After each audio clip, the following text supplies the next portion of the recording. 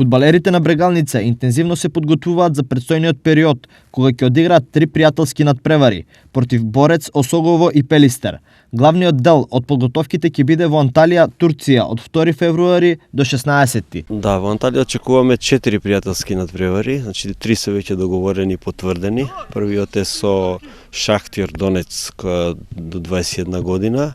Вториот надпревар со узбекистански тим Насав и третиот надпревар е со Волгар, тоа е руски второлигаш.